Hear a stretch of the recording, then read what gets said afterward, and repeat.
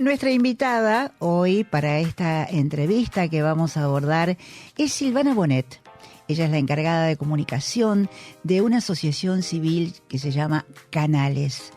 Canales tiene 20 años de actividad, nada menos, y tiene como misión, como objetivo, el ayudar a la integral educación de jóvenes y niños que tienen sordera.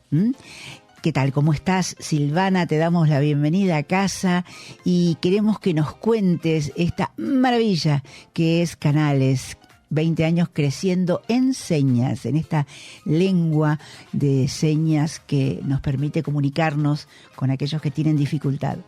Hola, ¿qué tal? Buenas tardes, gracias por recibirme. No, por favor, con mucho placer, porque queremos contarle a la gente lo maravilloso de la obra que hacen ustedes, que es muy, muy, muy importante, muy... Bueno, contame vos un poquito y yo te voy preguntando porque me entusiasma mucho haber estado por ahí. Claro que sí. Nosotros en Canales lo que hacemos es trabajar para mejorar las oportunidades educativas que tienen las niñas, los niños y los adolescentes sordos en todo el país.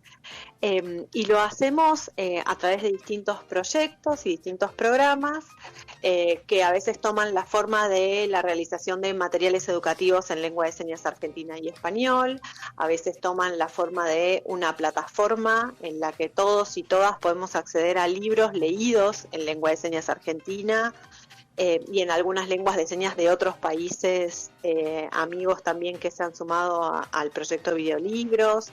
A veces hacemos capacitaciones para docentes,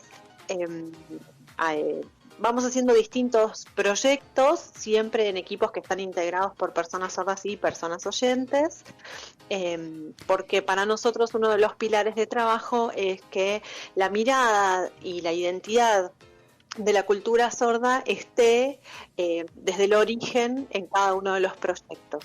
Claro, y a mí me llamaba la atención los datos, ¿no? Los datos crudos que son que tenemos más de 900.000 personas que padecen sordera y la gran cantidad que hay de niños y adolescentes en esa cifra, y que generalmente son de padres oyentes, y esos padres, las limitaciones que viven por no tener medios al alcance de la mano, por información o porque la escuela no les hace una devolución, no sé, que no saben cómo tratar a ese chico, ¿no? Ese hijo con todo su amor, pero o le hablas más alto o le crees que le hablas pausado, pero necesita su lengua de señas.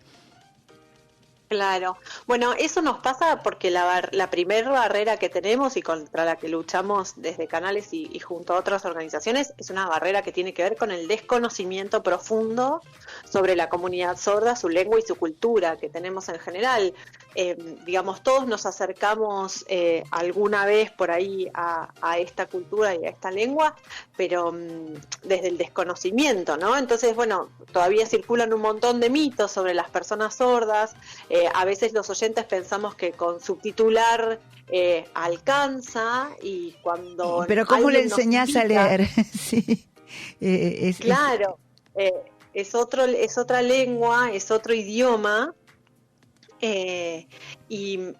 Hasta hace un tiempo en las escuelas el enfoque para la enseñanza del español, que era lo que vos decías recién, se daba desde la lengua oral, y en realidad con un enfoque de segunda lengua, de lengua extranjera, pero desde el texto escrito es posible que el español sea el puente entre ambas culturas. Digamos, las niñas y los niños sordos son bilingües. Exacto, sí, me llamaba la atención cuando decía escuelas bilingües. Claro, es el lenguaje, la lengua de señas y la lengua castellana, que son dos idiomas diferentes que ensamblan como quien lee inglés, ¿no? Completamente distintos y funcionan del mismo modo que el español y el inglés en un punto, solo que para una persona sorda en Argentina, para leer necesita aprender el español como segunda lengua, porque las lenguas de señas, todas las lenguas de señas en el mundo son ágrafas. Eso quiere decir que no se escriben, no tienen un soporte de escritura, sí se registran en video. y por eso esa materialidad de los proyectos que nosotros hacemos, digamos, creamos videos con contenidos en lengua de señas argentina. ¿Y esos videos son contenidos como los que tendrían en la escuela primaria? ¿Se integran los chicos a una... ¿cómo explicarlo? En un aula, digamos, ¿vas a tener oyentes y sordos o todos los niños para que adquieran determinados conocimientos, no sé, de historia, geografía o pintura, tienen que ser todos sordos? ¿Hay integración? Es posible la integración en tanto y en cuanto las personas oyentes que están en ese grupo sean señantes, sepan la lengua de señas argentina, digamos. Por lo menos en una primera instancia. Nosotros lo que decimos es, un poco volviendo a lo que vos decías recién, el 95% de las familias de estos niños sordos son personas oyentes que desconocen la lengua de señas. Por lo tanto, esos chicos no tienen la posibilidad de adquirir naturalmente la lengua de señas en sus casas en la primera infancia, lo que hace que muchas veces lleguen a la escuela sin ninguna lengua, con el compromiso cognitivo que eso tiene en la primera infancia, ¿no? Ya hay un concepto que se está acuñando ahora, que es el de privación lingüística, que tiene que ver con esto, tiene que ver con que la lengua que circula en el entorno de esos niños y de esas niñas es inaccesible para ellos. Una vez que ellos puedan adquirir naturalmente esa lengua, van a poder acceder a otras lenguas, como en el caso del español. Y volviendo a lo que vos decías de los materiales, nosotros lo que propiciamos es que las dos lenguas estén presentes en esos contenidos, de modo tal que se puedan compartir. Porque entonces una familia que está aprendiendo lengua de señas con su hijo o su hija sorda también va a poder acceder al mismo contenido que su hijo en lengua de señas, ¿no? Claro, ese es el punto, ¿no? Que a partir de la ley, bueno, que se trabaje de esta ley donde se lo ha reconocido derechos a las personas sordas, que se respeten derechos ciudadanos, haya una integración y formación docente, porque tenés que formar a los docentes también para que ellos también tengan lengua de señas, ¿no es cierto? ¿Qué es lo que ustedes hacen? Eso viene cambiando desde hace un tiempo, porque cada vez hay más docentes sordos en las escuelas de sordos, con lo cual pueden acompañar los aprendizajes de sus alumnos de una manera mucho más directa que antes, pero sí, es como vos decís, la lengua de señas es una materia más en la formación de las y los docentes, que debería tener una impronta mucho más fuerte para que esas personas sean competentes en la lengua de señas y capaces de enseñarla. En ese sentido, la Federación Mundial de Sordos y la Confederación Argentina de Personas Sordas también están haciendo declaraciones muy fuertes en relación a que quienes pueden enseñar la lengua de señas son las personas sordas, que son sus hablantes naturales, claramente. Claro, y yo veía acá que ustedes dan capacitación a docentes y generan libros de texto, el material de cuentos para chicos, o sea, de ubicarnos, ¿no?, en que cómo todo está pensado para que vivan su infancia con juegos que puedan disfrutar o con tengan acceso a la literatura mediante la lengua de señas. Qué hermosura que es todo eso. Gracias. Sí, nosotros a lo largo de todo este tiempo nos dimos cuenta de que las infancias sordas en sus casas no tienen cosas que son fundamentales y que nosotros por ahí sí hemos tenido, y por eso nos cuesta tanto entender cómo es una infancia que no tiene esas oportunidades. Nadie le lee un cuento en una lengua accesible antes de ir a dormir, no tienen muchas oportunidades de encontrarse con películas y canciones y cuentos y trabalenguas y demás en su propia lengua, que es la lengua de señas argentina, y nosotros venimos a tratar de construir esos materiales y a propiciar la participación de personas sordas en la gestación de esos cuentos y de esos materiales, y también la expresión de los niños, ¿no? Porque no es solamente que ellos puedan conocer la historia de Caperucita Roja, sino también que puedan crear sus propias historias. A principios de este año, no a principios, a mediados de este año, hicimos el primer festival literario en lengua de señas argentina del país. ¡Qué hermosura! Del cual participaron 250 chicos y era súper emocionante verlos, la admiración y la sorpresa que ellos tenían y sentían cuando todas las personas que estaban sobre el escenario eran personas sordas que estaban narrando cuentos o contando poesías en lengua de señas, y también de una expresión artística exclusiva de la comunidad sorda, que es el visual vernacular, que es un movimiento que se está dando en todo el mundo, con una expresión artística que no es exactamente en lengua de señas y trabaja mucho con la expresión corporal. Y bueno, para los chicos era una oportunidad espectacular ver artistas sordos sobre el escenario y la identificación que eso genera, ¿no? Uh-huh. Sí, totalmente. Yo tuve oportunidad de asistir en teatro hace poco a una obra de teatro donde intervenían sordos y dos actrices sordas, hablando en lengua de señas, y los otros dos actores que acompañaban también, digamos, hacían una mediana representación, tenían sabían un poco manejar esa lengua, porque justamente en el argumento la directora de la obra de teatro era sorda, entonces la lengua de señas ahí circulaba entre las dos partes y había una gran cantidad de espectadores entre adolescentes y adultos sordos, y lo disfrutaban muchísimo. Y yo dije, qué bárbaro, cómo se puede hasta integrar todo, ¿no? Porque ahí estábamos integrados todos, sordos y oyentes. ¿Y cómo llega una persona? O sea, ustedes tienen una actividad solamente en la parte docente, generando materiales y demás, o también las personas, niños y jóvenes sordos van a Canales a recibir formación, atención y demás.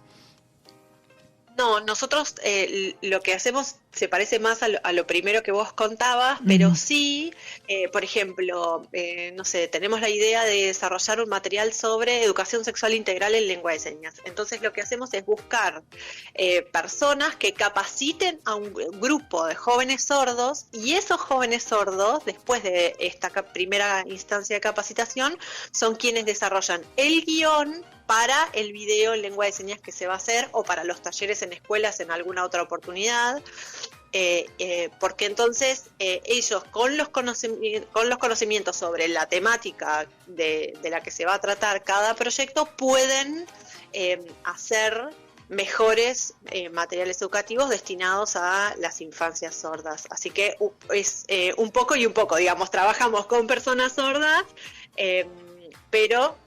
O, por ejemplo, ahora estamos haciendo un cuadernillo para el segundo ciclo de la educación primaria, y en la dupla que está en la elaboración de ese material es una docente sorda y una docente oyente.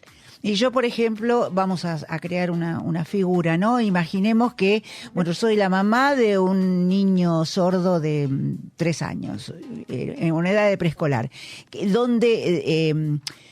¿Lo llevaría a una escuela común les preguntaría a ustedes dónde puedo llevarlo para que tenga acceso a ese material, a esas aulas donde se vean los videos, donde el niño pueda integrarse?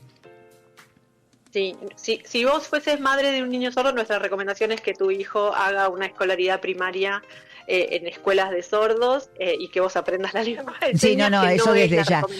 Frecuente, eso desde ya. Pero nuestros materiales en muchos casos están disponibles en internet para que cualquier persona los pueda ver. Ahí está. Hay muchos de los materiales educativos, los que tienen más corte pedagógico, los libros y videos se pueden adquirir y están en las bibliotecas de más de 100 escuelas de sordos de todo el país. Uh-huh. Y bueno, estamos planificando la creación de un entorno virtual donde estén disponibles todos esos materiales también. Y bueno, yo desde este lugar les digo que la página web de canales.org.ar, simplemente con Canales Asociación Civil alcanza, y en Facebook tienen material muy, muy interesante. En la página web todos los links llevan a quien esté interesado en el tema a una información muy, muy, muy diversa. Silvana, muchas gracias. Muchas gracias, Silvana Bonet, por acercarnos a Canales, Asociación Civil, y todo este trabajo, ¿no?, para que accedan a una educación de calidad. los chicos y los jóvenes sordos. Y los padres también, que estén alertas para que la forma de comunicarse es aprendiendo lengua de señas. ¿Sabés lo que me imaginaba? Un pediatra. Digo, los médicos, qué importante que conozcan la lengua de señas, porque si no, ¿cómo le dice el nene que les duele? ¿Cómo le pregunta? Absolutamente. Vos sabés que se me vino esa figura cuando te escuchaba. Es una campaña que nosotros estamos haciendo, sobre todo porque necesitamos que los pediatras desterren algunas ideas que antes tenían mucha circulación, de que la sordera se padece, de que la felicidad tiene que ver con la posibilidad de escuchar. Digamos, tratar de no reproducir eso. Y eso nace de que nos sentemos en una mesa con los médicos y ellos conozcan a las personas sordas, sus oportunidades y su desarrollo a lo largo de la vida, y entonces puedan mejor acompañar a estas familias. Para las cuestiones médicas, ellos son los que saben. Para las cuestiones que tienen que ver con la identidad, con la cultura, con el acceso a la educación, nosotros creemos que son estos los caminos, y entre todos podemos construir una sociedad mejor para los niños sordos, pero también para todos, porque la diversidad claramente es algo que nos enriquece a cada uno y a todas, ¿no? Totalmente. Información, diversidad y mucho amor, que es lo que ustedes le están poniendo a todo esto. Gracias, Silvana, y cuando quieras comunicar alguna novedad, bienvenida a casa. Perfecto, muchísimas gracias por esta oportunidad que, como vos decías, de contar un poco, invitar a las personas a conocer a la comunidad sorda y su lengua, y de ese modo estar todos más cerca. Bueno, gracias, hasta pronto. Hasta luego.